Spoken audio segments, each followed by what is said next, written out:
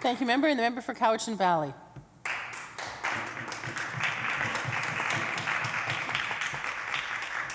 Thank you, Honourable Speaker, and thank you to the caucus for the applause. The way our political parties can raise and spend money strikes at the heart of our decision-making processes. There is a real and present threat posed to our democracy when people in this province feel that special interests are getting preferential access to decision makers.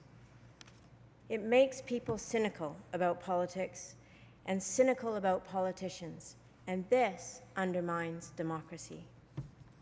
We are already in a time of great change with new forces impacting our global and provincial economy and putting new pressures on society.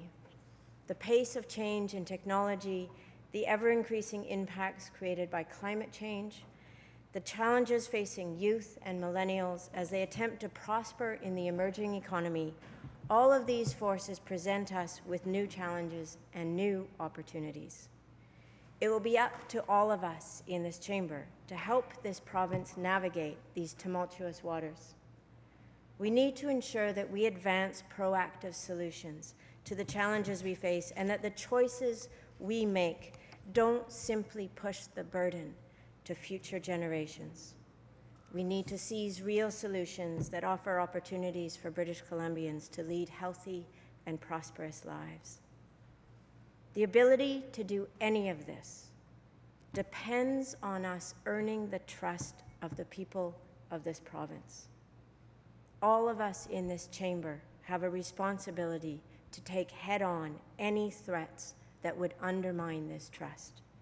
More than anything, this is what should unite us in this chamber.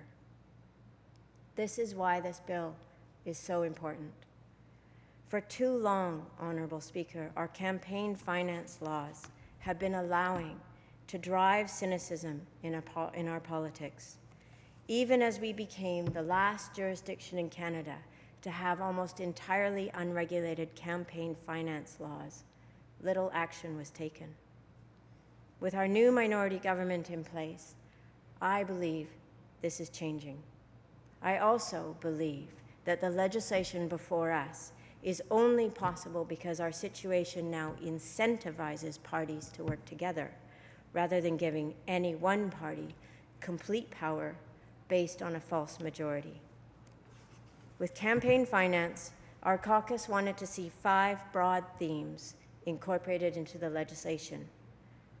We wanted to eliminate the influence of special interests in BC elections. This meant removing all forms of corporate and union donations, as well as ensuring that only British Columbians would be able to donate to our political parties. We wanted to see BC put in place one of the lowest contribution limits in the country to show British Columbians that where we were once a laggard, we can and should be a leader. We wanted to see an overall reduction in spending limits in British Columbia elections. Too much money was being raised and too much was being spent without any consideration of the public benefit from this spending. It was time, Honourable Speaker, to end the arms race with strong rules. We wanted to ensure that every loophole was closed to avoid a US-style super PAC system where money flowed to unaccountable third parties. In regulating political parties, we need to ensure similar regulations are brought into place for third parties. Finally, we wanted to see action on this right away, with legislation tabled in the first session of the new government.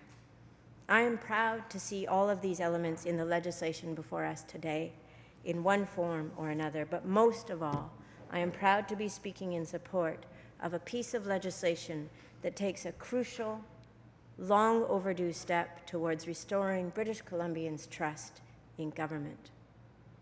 This legislation closes a bad chapter where BC stood alone as the Wild West of political financing, as millions of dollars from corporations and unions flowed into political parties and people questioned on whose behalf government decisions were being made.